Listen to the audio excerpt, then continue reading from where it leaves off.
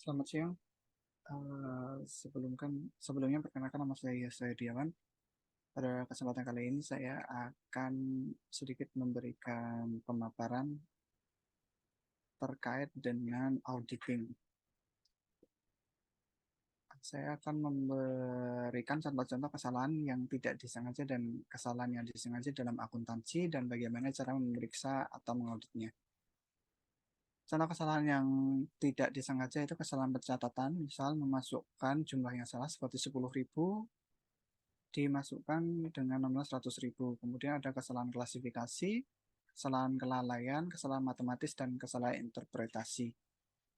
Adapun untuk kesalahan disengaja, contohnya adalah penipuan, yaitu mencuri aset perusahaan atau memasukkan catatan keuangan untuk keuntungan pribadi, penggelapan, mengambil uang atau aset perusahaan untuk penggunaan pribadi tanpa izin, kemudian manipulasi laporan keuangan, yaitu mengubah catatan keuangan untuk membuat perusahaan tampak lebih menguntungkan atau lebih kecil dari yang sebenarnya.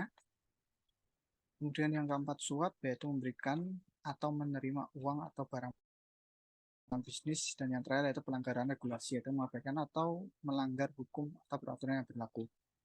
Kemudian bagaimana cara untuk memeriksa atau mengaudit kesalahan? Memeriksa kesalahan tidak sengaja dapat dilakukan dengan cara melakukan rekonsiliasi akun, meninjau jurnal dan buku besar, melakukan tes kontrol internal, kemudian melakukan analisis rasio.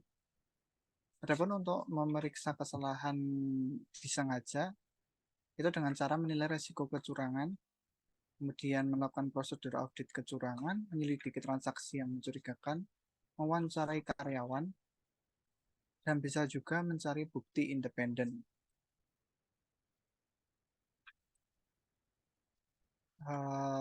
Setelah itu muncul pertanyaan, yaitu kenapa laporan keuangan harus diaudit. Ada beberapa alasan mengapa laporan keuangan perlu diaudit. Pertama, untuk meningkatkan keandalan laporan keuangan, yaitu dengan cara menilai kewajaran penyajian laporan keuangan. Auditor akan memeriksa apakah laporan keuangan disajikan secara wajar sesuai dengan standar akuntansi yang berlaku. Kemudian meningkatkan kepercayaan pemangku kepentingan. Yang terakhir yaitu meningkatkan akuntabilitas manajemen. Dan bagaimana cara mendeteksi kesalahan dan kecurangan? Yaitu dengan mengidentifikasi kesalahan, dengan mencegah dan mendeteksi kecurangan, dan meningkatkan tata kelola perusahaan.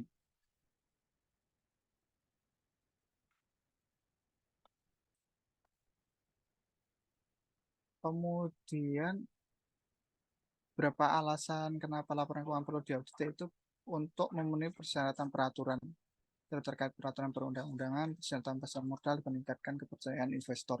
Manfaat lainnya dapat meningkatkan efisiensi operasi, meningkatkan pengambilan keputusan, mempermudah akses pendanaan. Kesimpulannya, audit laporan keuangan adalah proses penting yang membantu meningkatkan keandalan laporan keuangan, mendeteksi kesalahan dan kecurangan, dan memenuhi persyaratan peraturan dan memberikan manfaat lain bagi perusahaan. Kemudian apakah fungsi SAK, SOP, peraturan dan kebijakan perusahaan dalam auditing? Fungsi SAK, SOP, peraturan dan kebijakan dalam auditing. SAK atau standar akuntansi keuangan berfungsi untuk membentuk kerangka acuan untuk menyajikan laporan keuangan, meningkatkan konsistensi dan komparabilitas laporan keuangan, dan meningkatkan keandalan laporan keuangan. Namun untuk standar operasi atau SOP berfungsi untuk membuat paduan dalam melaksanakan proses audit, meningkatkan konsistensi dan kualitas audit, dan meningkatkan akuntabilitas auditor. Sementara itu untuk peraturan dan kebijakan perusahaan berfungsi untuk memberikan kerangka acuan untuk kegiatan audit, memastikan kepatuhan terhadap hukum dan peraturan, dan meningkatkan tata kelola perusahaan. Secara keseluruhan, SAK, Sistem Akuntansi Keuangan, SOP, peraturan dan kebijakan perusahaan memainkan peran penting dalam memastikan bahwa audit dilakukan secara efektif, efisien, dan sesuai dengan standar profesional. Berikut adalah beberapa contoh bagaimana SAK, SOP, peraturan dan kebijakan perusahaan digunakan dalam audit. Auditor menggunakan SAK untuk menentukan apakah laporan keuangan disajikan sesuai dengan prinsip akuntansi yang diterima umum, auditor memastikan SOP untuk mendokumentasikan langkah-langkah yang mereka ambil untuk memverifikasi kewajaran penyajian persediaan. Auditor juga mematuhi peraturan dan kebijakan perusahaan terkait dengan kerahasiaan informasi klien. Penting untuk dicatat bahwa peran SHK, SOW, peraturan dan kebijakan perusahaan dalam audit dapat bervariasi tergantung pada jenis audit yang dilakukan, ukuran dan kompleksitas perusahaan, dan persyaratan hukum dan peraturan yang berlaku.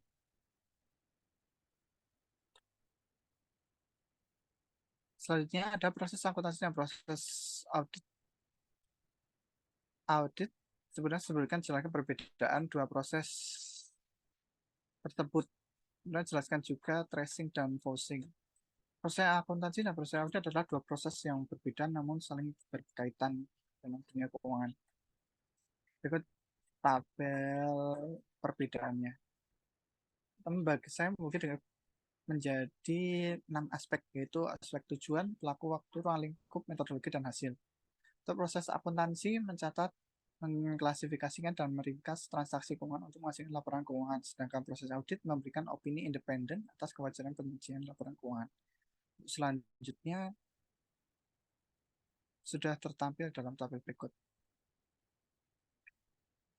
Sebenarnya untuk apakah tracing itu? Tracing adalah proses melacak jejak suatu transaksi keuangan dari awal hingga akhir. Hal ini dilakukan untuk memastikan bahwa transaksi tersebut telah dicatat dengan benar dan akurat dalam sistem akuntansi. Tracing dapat dilakukan dengan cara memeriksa dokumen pendukung transaksi seperti faktur, kwitansi, dan nota kredit atau debit. Kemudian menelusuri transaksi dalam sistem akuntansi dan membandingkan catatan akuntansi dengan sumber informasi lain. Sedangkan forcing adalah proses memeriksa dan verifikasi dokumen transaksi keuangan. Hal ini dapat untuk memastikan bahwa transaksi tersebut telah terjadi dan benar-benar terjadi, dicatat dengan benar dalam sistem akuntansi, diotorisasi oleh pihak yang berwenang sesuai dengan bukti pendukung yang ada.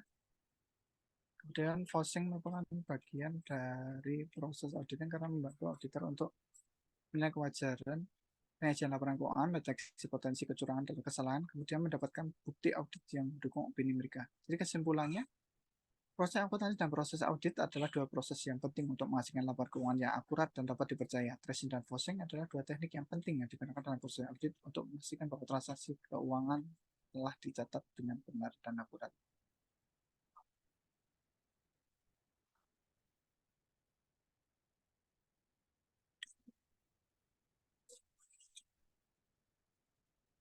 Selanjutnya,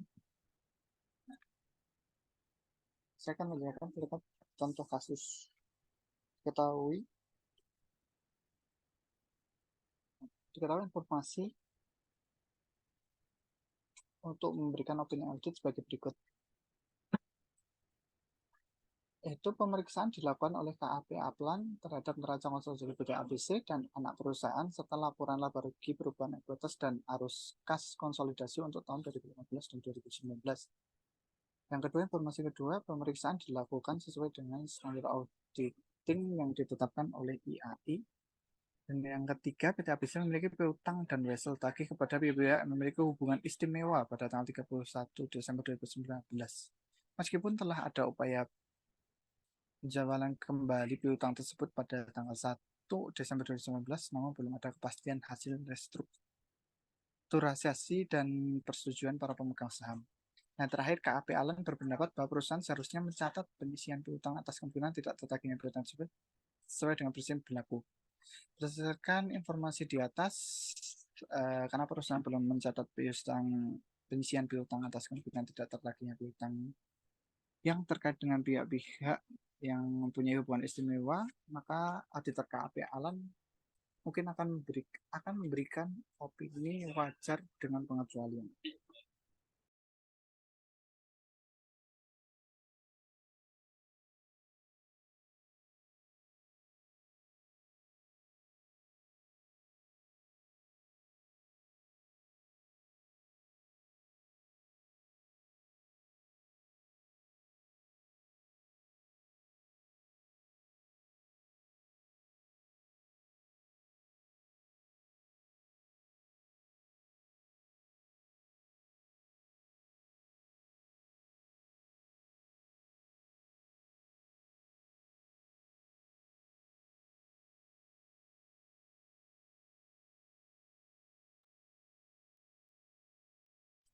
Kemudian untuk soal kasus yang kedua, berdasarkan informasi yang diberikan, Berman telah melanggar beberapa standar auditing yang dinilai oleh IAI, yaitu SA 200 terkait dengan tujuan umum audit dan tanggung jawabnya dalam pelaksanaan auditing atas laporan. Berman tidak kemudian Firman juga melanggar SA 210 dengan pertimbangan entitas dan lingkungan usaha. SA 315 terkait bukti audit. Itu Firman tidak memperoleh bukti audit yang cukup dan tepat untuk mereka opininya. Kemudian SA 500 bukti audit tertentu, SA 510 pengujian penilaian resiko, SA 530 audit atas